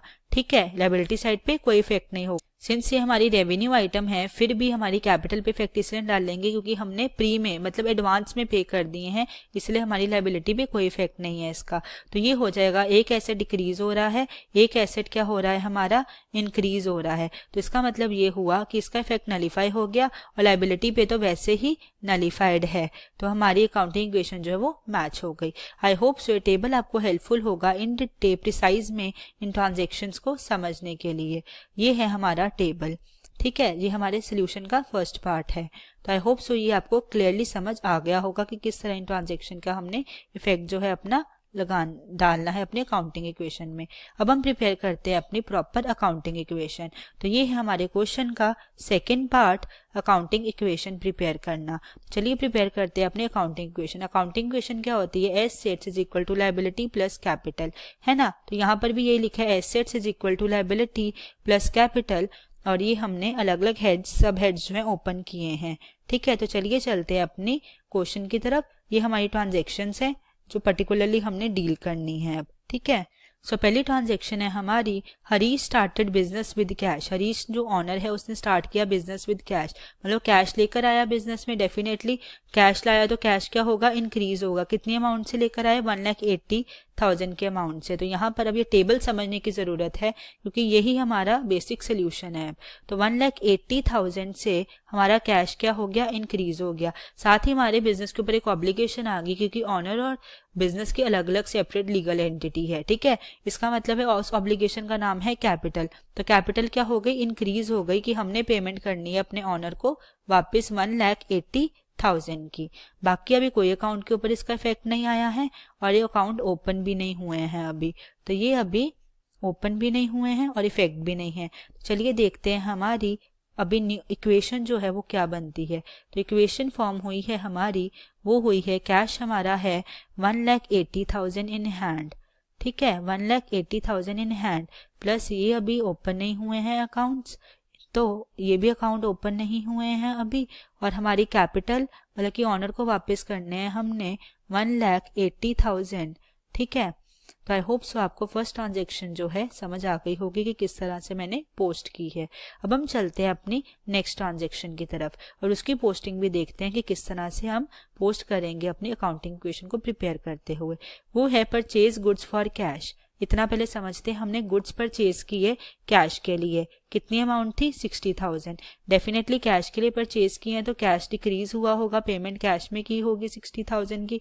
नेक्स्ट हमने गुड्स परचेज किए हैं तो डेफिनेटली गुड हमारे क्या होता है अकाउंट्स, गिव एंड टेक, मतलब कि हमारे इन हैंड भी कुछ आया होगा, वो है स्टॉक हमारे गोडाउन में। तो स्टॉक हो जाएगा हमारा एसेट है क्योंकि एक ऐसी वैल्यू जो फ्यूचर में बेनिफिट देगी, ठीक है। तो स्टॉक क्या हमारा एसेट हुआ, कितनी अमाउंट का, 60,000, क्योंकि इसमें डील करते हैं तो रीप भी प्रॉफिट इसी से करेंगे, इसलिए ये हमारा क्या है, एसेट है और किसी अकाउंट पे इसका इफेक्ट जो है नहीं है। तो अगर देखा जाए यहाँ पे नलिफाइड इफेक्ट है और 60,000 माइनस 60,000 भी क्या होता है, नलिफाइड इफेक्ट होता है। नेक्स्ट हमने क्रेडिट परचेजेस की हैं, क्रेडिट पे परचेजेस की हैं मतलब हमने कहा फ्यूचर में आपको पेमेंट दे देंगे, अभी आप हमें गुड्स जो है प्रोवाइड कर दो। इसका मतलब है हमारे गुड्स हमें प्रोवाइड हो गए हैं, हमने क्रेडिट परचेजेस की हैं 30,000 की। तो हमारे इन हैंड इन गोडाउन में गुड्स कितने आए हैं, 30,000 के गुड्स आ गए हैं, ठीक है, 30,000 के गुड्स आ गए हैं। और हमारे ऊपर साथ एक ऑब्लिगेशन भी आ गई है। ऑब्लिगेशन क्या आई है हमारे ऊपर कि हमने 30,000 के गुड्स जो हैं क्रेडिट परचेज किए हैं और हमने उसकी फ्यूचर में पेमेंट करनी है। तो हमारे ऊपर एक ऑब्लिगेशन लायबिलिटी होती है ना ये, तो लायबिलिटी क्या आई है, क्रेडिटर्स के नाम से। तो क्रेडिटर्स के नाम से जो आई है वो हो गई हमारी इंक्रीज 30,000 की अमाउंट से।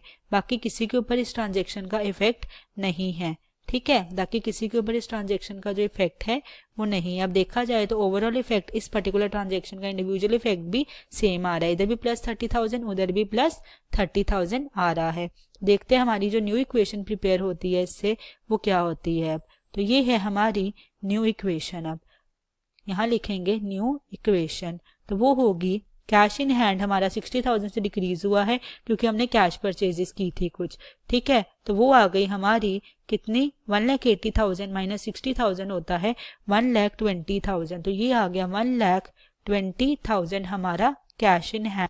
नेक्स्ट गोडाउन में हमारे पास गुड्स कितने आ गए हैं, अब 90,000 के। तो 90,000 के गुड्स आ गए हमारे पास, प्लस ये अकाउंट अभी ओपन नहीं हुए हैं और हमारे ऊपर ऑब्लिगेशन आ गई है फ्यूचर में पे करने की 30,000 की।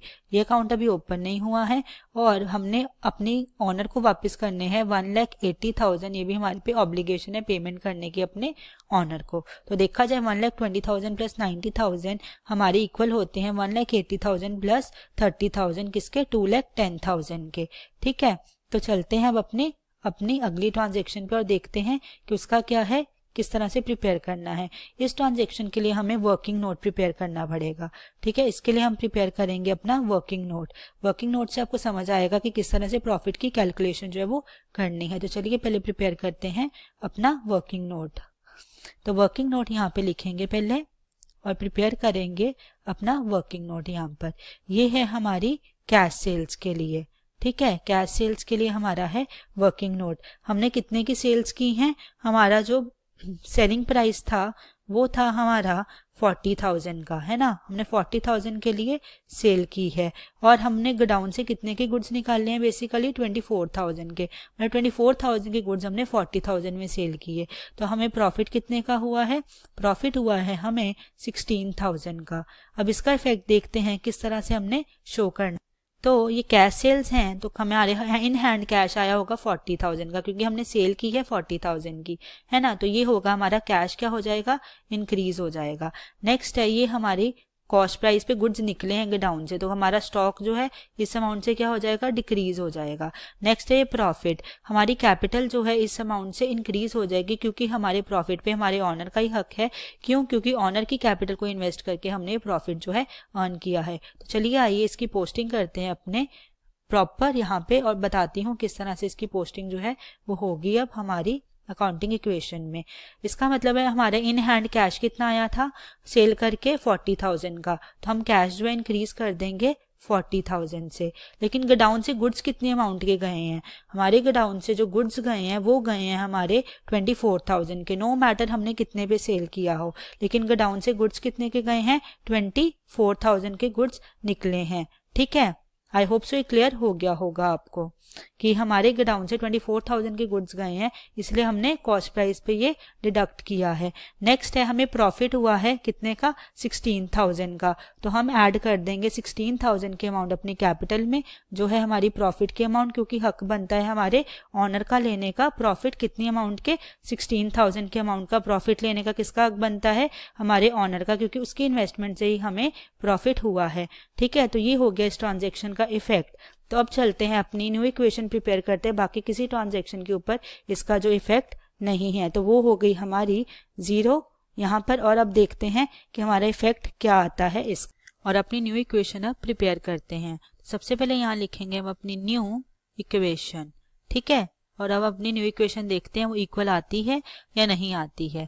तो ये है हमारा कैश था इन हैंड 1,20,000, 40,000 हमें कैश रिसीव हुआ सेल करके, तो हमारा टोटल कैश इन हैंड हो गया है 1,60,000 हमारे पास हो गया है कैश। लेकिन हमारे गोडाउन से 24,000 के गुड्स निकले हैं, तो स्टॉक क्या हो गया है, डिक्रीज हो गया हमारा 24,000 से, तो वो हो गया है हमारा स्टॉक हो गया है 56,000 का।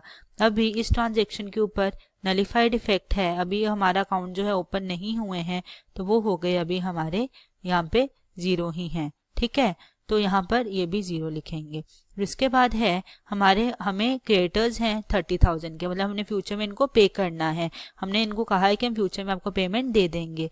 ठीक है, और यहाँ पे अभी ये अकाउंट ओपन नहीं हुआ है, और डेफिनेटली हमारा कैपिटल अकाउंट जो 16,000 से इंक्रीज हुआ है। ठीक है, तो 1,80,000 प्लस 16,000 जो हमारी प्रॉफिट की अमाउंट है वो होगी हमारी 1,96,000 से हमारा कैपिटल हो गया कि हमने इतना रिटर्न करना है, किसको, अपने ऑनर को पेमेंट करनी है हमने 1,96,000 की। ठीक है, मतलब हमारे बिजनेस पे इतनी ऑब्लिगेशन है ऑनर को पे करने की। अब देखो तो मैच करती है, 1,60,000 प्लस 56,000 होता है इक्वल किसके, 30,000 प्लस 1,96,000 के। सो आई होप आपको समझ आ गई होगी कि हमारी अकाउंटिंग इक्वेशन जो है यहाँ पर जो है वो मैच कर रही है, मतलब इसमें हमने कोई भी एरर नहीं किया है। ये है हमारी 66,000 के हमारे गुड्स हैं, 56 नहीं 66,000 के हैं हमारे गुड्स। ठीक है, तो 66,000 मैं इरेज करके दोबारा लिख देती हूँ यहाँ पे, सो दैट आपकी कोई इन्फ्यूजन ना रहे। तो हमारे गुड्स स्टॉक रह गया हमारे पास 66,000 का गोडाउन में।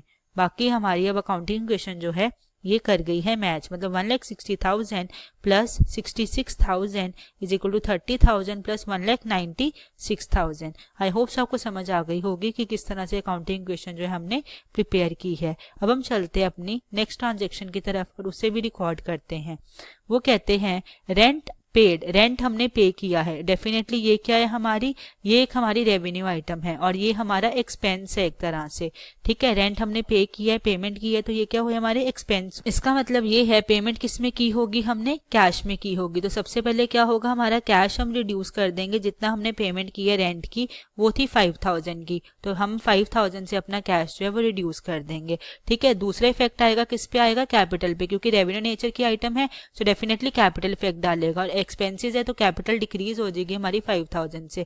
कैपिटल भी इसलिए इफेक्ट डाल रहे हैं, उसका रीजन ये है क्योंकि रेवेन्यू आइटम्स की and result net profit net loss का इफेक्ट किस पे आता है, कैपिटल पे, तो इंडिविजुअल इफेक्ट भी किस पे आएगा, कैपिटल पे। आई होप सो ये भी क्लियर हो गया होगा। नेक्स्ट है हमारा इसी ट्रांजेक्शन में है रेंट आउटस्टैंडिंग। ये क्या है मैंने समझाया था, जब भी आउटस्टैंडिंग एक्सपेंसेस होते हैं वो होती है हमारी लायबिलिटीज। क्यों? क्योंकि हमारे ऊपर एक ऑब्लिगेशन है कि हमने फ्यूचर में एक पेमेंट करनी है आउटसाइडर को, मतलब लैंडलॉर्ड को रेंट पे करना है, हमारे ऊपर एक ऑब्लिगेशन है, हमने पे नहीं की है, तो क्या होती है वो लायबिलिटी की डेफिनेशन।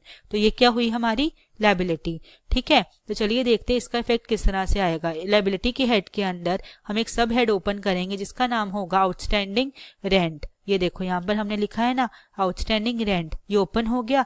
अब इस अकाउंट के नीचे हम लोग कितने अमाउंट से हमने आउटस्टैंडिंग किया है, मतलब पेमेंट नहीं की है रेंट की, वो नोट डाउन करेंगे। हमने आउटस्टैंडिंग रेंट पे किया, नहीं पे किया 2000 का, मतलब ये अकाउंट इंक्रीज कितने से हो गया 2000 से, ये अकाउंट हमारा इंक्रीज हो गया। और ये हमारा एक्सपेंस है, रेवेन्यू नेचर का, डेफिनेटली कैपिटल पे इफेक्ट डालेगा, और एक्सपेंस है तो माइनस होगा, सो डेफिनेटली 2000 हम माइनस कर देंगे अपनी कैपिटल में से। अगर देखा जाए इन दोनों ट्रांजेक्शन का इंडिविजुअल इफेक्ट वो तो सिमिलर आ रहा है दोनों साइड पे। ठीक है, ये देखो -5000 इधर, इधर भी -5000, और इसका भी इफेक्ट जो है सिमिलर आ रहा है। दोनों, एक लायबिलिटी इंक्रीज हो रही है और दूसरी जो है डिक्रीज हो रही है। ठीक है, तो वो भी सिमिलर आ रहा है। चलिए देखते हैं इसका एंड इफेक्ट जो आता है, हमारी इक्वेशन जो प्रिपेयर होती है न्यू इक्वेशन, वो इक्वल आती है या नहीं आती है। तो यहाँ पर लिखेंगे हम अपना न्यू इक्वेशन और हम प्रिपेयर करेंगे अब इसको। ठीक है, तो चलिए बनाते हैं अपनी न्यू इक्वेशन क्या आती है। हमारा कैश डिक्रीज हुआ है 5000 से और हमारे पास था 1,60,000, तो कैश इन हैंड कितना हो गया 1,55,000 का हमारे पास कैश इन हैंड हो गया। और स्टॉक कितना है हमारे पास 66,000 का स्टॉक है। ये अकाउंट अभी ओपन नहीं हुआ है, ये अकाउंट भी अभी ओपन नहीं हुआ है, और ये हमें क्रेडिटर्स को पेमेंट करनी है। हमने उन्हें कहा है कि फ्यूचर में कर देंगे 30,000 के, हमारे बिजनेस के ऊपर ऑब्लिगेशन है। ठीक है, और हमारी ये वाले एक्सपेंस हो गया 2000 से, आउटस्टैंडिंग रेंट हमने पेमेंट करनी है। सिंस हमारी कैपिटल जो है 7000 से डिक्रीज हो गई है, 1,96,000 माइनस 7000 कितने होते हैं 1,89,000। तो हमारे भी ऑब्लिगेशन है अब हमारे ऑनर को पे करने की, कितनी 1,89,000 की। ठीक है, मतलब ऑनर को हमने 1,89,000 पे करनी है, मतलब कैपिटल अमाउंट हमारी आ रही है 1,89,000। चलिए चलते हैं अपनी अगली ट्रांजेक्शन पे। सो ये हमारी इक्वल हो गई है 1,55,000 प्लस 66,000 आता है इक्वल किसके 30,000 प्लस 2000 प्लस 1,89,000 के। आई होप सो ये ट्रांजेक्शन भी आपको अच्छे से समझ आ गई होगी कि इसका इफेक्ट जो है हमने किस तरह से शो किया है अपनी अकाउंटिंग इक्वेशन में, और हमारी अकाउंटिंग इक्वेशन बिल्कुल मैच कर रही है, मतलब इक्वल आ रही है हमारी अकाउंटिंग इक्वेशन अब। ठीक है, अब चलते हैं अपनी अगली ट्रांजेक्शन पे। इसका भी हमें वर्किंग नोट प्रिपेयर करना है। ये है हमारी जो हमने क्रेडिट पे सेल किया था और प्रॉफिट पे, तो वो हमारी थी कैश सेल्स। अब हम बनाएंगे अपनी क्रेडिट सेल्स के लिए वर्किंग नोट। तो चलिए बनाते हैं अब अपनी क्रेडिट सेल्स के लिए। यहाँ पर ही साइड पे बना लेते हैं सो दैट आपको समझ आ जाए कि इसका किस तरह से बनेगा। ये की है हमने क्रेडिट सेल्स। ठीक है, तो इसका सेलिंग प्राइस कितना था, हमने सेल किया है क्रेडिट सेल पे, हमारा जो सेलिंग प्राइस था वो था हमारा 50,000 का, 50,000 पे सेल किया था ना। और हमारे गुड्स कॉस्ट थे जो हमारे गोडाउन से निकले थे वो थे हमारे 38,000 के। तो हमें प्रॉफिट कितने का हुआ, कॉस्ट प्राइस 38,000 का है, 50,000 के सेल किए हैं, तो हमें प्रॉफिट कितने का हुआ, प्रॉफिट हुआ है हमें 12,000 का। 50,000 माइनस 38,000 कितना होता है, वो होता है हमारा, ये भी माइनस हो रहा है यहाँ पे। ठीक है, तो ये होता है हमारा 12,000 का हुआ प्रॉफिट। प्रॉफिट हुआ, डेफिनेटली हमारी कैपिटल इस अमाउंट से क्या होगी, इंक्रीज होगी। क्यों, क्योंकि ये हक बनता है हमारे ऑनर का लेने का प्रॉफिट को। क्यों, क्योंकि उसकी इन्वेस्टमेंट से हम ये प्रॉफिट अर्न कर रहे हैं। सो डेफिनेटली हमारी ऑब्लिगेशन इंक्रीज हो गई, कैपिटल हमने पे करनी है ऑनर को इतनी और। ठीक है, नेक्स्ट है ये सेलिंग प्राइस जो है 50,000, ये हमने क्रेडिट सेल किया है, मतलब एक ऐसी अमाउंट है जो हमें मिलेगी इन फ्यूचर।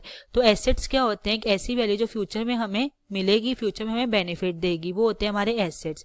तो हमारे इस एसेट का नाम होगा डेटर्स। ठीक है, एसेट्स के हेड के अंडर ओपन होगा डेटर्स और वो हो जाएगा इंक्रीज इस अमाउंट से। सिंस स्टॉक कम हुआ है हमारा गोडाउन से 38,000 का, तो स्टॉक जो है वो हो जाएगा डिक्रीज इस अमाउंट से, किस अमाउंट से 38,000 के अमाउंट से। आई होप सो ये आपको क्रेडिट सेल का भी समझ आ गया होगा कि इस ट्रांजेक्शन को हमने किस तरह से शो करना है अपनी अकाउंटिंग इक्वेशन में। तो चलिए शो करते हैं, अपनी अकाउंटिंग इक्वेशन में प्रिपेयर करते हैं। सो हमारे गोडाउन से कितने अमाउंट के गुड्स निकले हैं 38,000 के, ये है हमारा कॉस्ट प्राइस। ठीक है, नो मैटर हमने कितने पे सेल किया है, लेकिन हमारे गोडाउन से निकले हैं 38,000 के ही गुड्स। ठीक है, तो इसलिए 38,000 ही निकलेगा हमारे स्टॉक में से। और हमें कैश में नहीं मिला है, हमें फ्यूचर में उम्मीद है कि हमें पेमेंट मिलेगी 50,000 की। तो डेफिनेटली एसेट क्या होते हैं, एक ऐसी वैल्यू जिसकी फ्यूचर में हमें उम्मीद है कि बेनिफिट या पेमेंट मिलेगी, तो उस एसेट का नाम हम लिखेंगे, एसेट्स के हेड के अंदर क्या लिखेंगे, डेटर्स लिखेंगे। क्या लिखेंगे यहाँ पे, डेटर्स लिखेंगे ये। और ये हम ओपन कर देंगे अब अकाउंट। किस अमाउंट से हमें मिलेंगे, डेफिनेटली 50,000 के सेल किए हैं तो हमें उम्मीद है कि वो 50,000 ही हमें पे करेंगे, तो यहाँ लिख देंगे 50,000। और 12,000 का हमें प्रॉफिट हुआ है, तो प्रॉफिट किस में जाता है, हमारी कैपिटल में जाता है। क्यों, क्योंकि उसके ऊपर ऑनर का ही राइट है प्रॉफिट को लेने का। तो डेफिनेटली 12,000 की अमाउंट जो प्रॉफिट की अमाउंट है ये ऐड हो जाएगी हमारी किस में, डेफिनेटली हमारी कैपिटल में। क्योंकि ऑनर का राइट है लेने का, तो हमारी ऑब्लिगेशन इंक्रीज होगी 12,000 से पेमेंट करने की हमारे ऑनर को। ठीक है, और ये होगा सेलिंग प्राइस पे। बाकी ट्रांजेक्शन बेस का इफेक्ट जो है कुछ भी नहीं है, अभी नील है।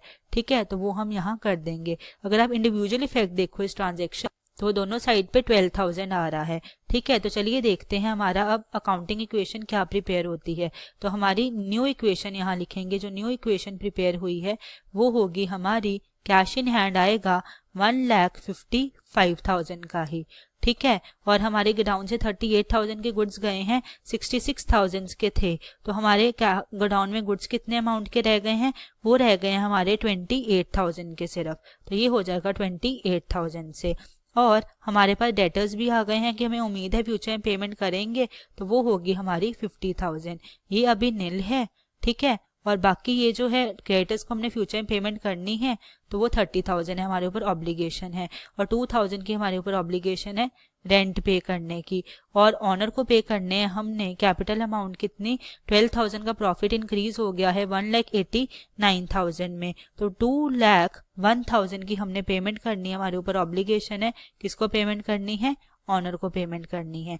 I hope so new equation भी आपको समझ आ गई होगी। और ये भी इक्वल आ रही है 1,55,000 प्लस 28,000 प्लस 50,000 इक्वल आएगी हमारी 30,000 प्लस 2,000 प्लस 2,01,000।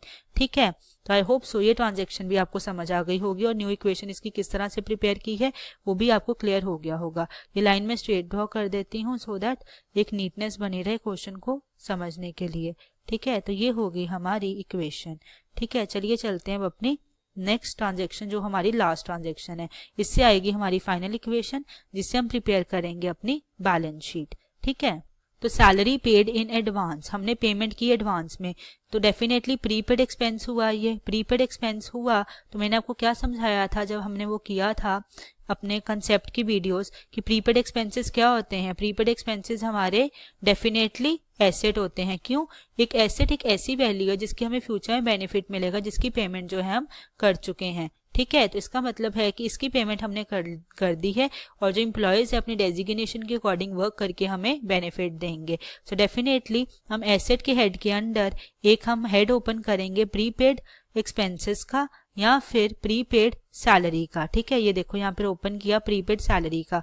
हमने कितनी प्रीपे की है, एडवांस में पे की है हमने की है प्रीपेड सैलरी 3,000 की। सो डेफिनेटली हमारा एक एसेट इंक्रीज हो गया, किस अमाउंट से, 3,000 के अमाउंट से इंक्रीज हो गया। अब पेमेंट की है डेफिनेटली कैश में की होगी, तो ये तो 3,000 से इंक्रीज हो गया एक एसेट, और एक डिक्रीज भी हुआ कैश हमारा एसेट 3,000 से, क्योंकि पेमेंट की है। बाकी किसी अकाउंट पे इसका इफेक्ट जो है नहीं है। तो आप देखो अगर इंडिविजुअल इफेक्ट इस ट्रांजेक्शन का तो इक्वल आ रहा है, -3,000 प्लस 3,000 जीरो है और उधर भी जीरो आ रहा है।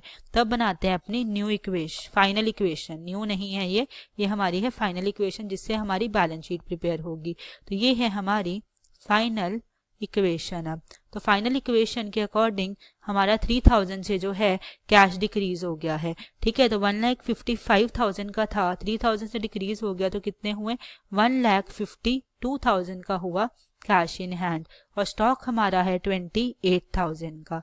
ठीक है, और 50,000 के हमारे डेटर्स हैं, मतलब हमें उम्मीद है ये पेमेंट करेंगे, प्लस 3,000 के हमारे ये प्रीपेड जो हमने प्रीपेड क्या की है सैलरी, तो ये हमारे एसेट हो गए। और 30,000 की हमारी क्या है, 30,000 के हमारे क्रेडिटर्स है जिनको हमें पेमेंट देनी है।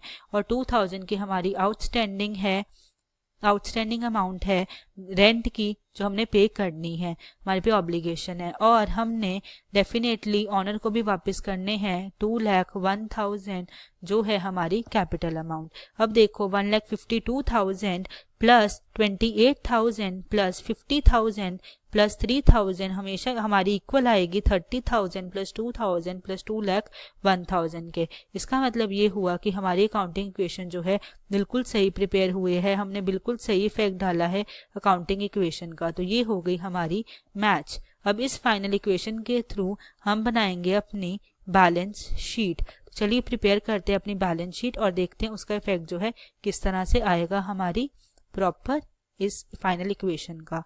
तो यहाँ पर हमारा थर्ड पार्ट है इस क्वेश्चन का बैलेंस शीट प्रिपेयर करने का, ठीक है, वो प्रिपेयर करते हैं अब।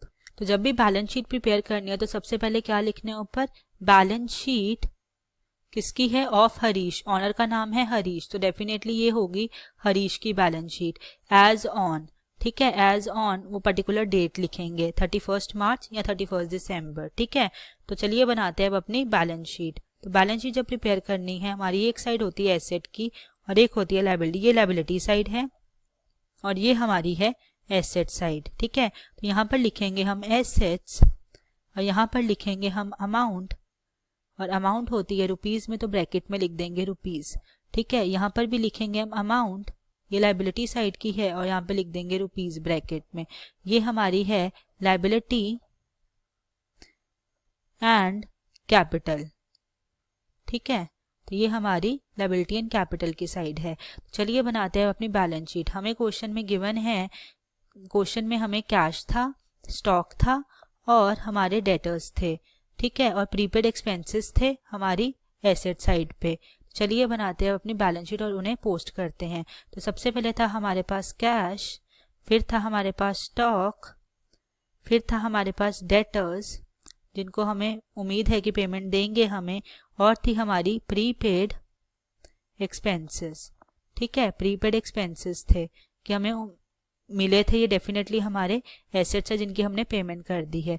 इस साइड थे हमारी कैपिटल, हमारे क्रेडिटर्स थे जिनको हमने पेमेंट करनी है। कैपिटल वो अमाउंट है जो हमने ऑनर को पे करना है, ठीक है, ऑब्लिगेशन है बिजनेस पे। और ये था हमारा आउटस्टैंडिंग रेंट की अमाउंट जो हमने पे करनी थी। तो कैश की अमाउंट थी हमारी 1,52,000 की हमारी कैश की अमाउंट थी। 28,000 का हमारा स्टॉक पड़ा है गोडाउन में, और डेटर्स हमारे उम्मीद है जो पे करेंगे वो थी 50,000 की अमाउंट। और हमारी प्रीपेड एक्सपेंसेस थे 3,000 के, ठीक है, प्रीपेड एक्सपेंसेस थे 3,000 की। ये एक्सपेंसेस थे हमारी सैलरी, तो ब्रैकेट में मैं लिख देती हूँ ये हमारी सैलरी थी जो हमने पे करी थी, एक्सपेंस जो प्रीपे किया था, एडवांस में पे की थी, ठीक है। अब जाते हैं अपनी लायबिलिटी साइड पे और देखते हैं उसकी पोस्टिंग किस तरह से करनी है। कैपिटल थी हमारी 2,01,000 की, ठीक है। क्रेडिटर्स थे हमारे 30,000 के जिनको हमने फ्यूचर में पे करना है, और ये कैपिटल थी जो ऑनर को पे करनी है, ऑब्लिगेशन है हमारे पे।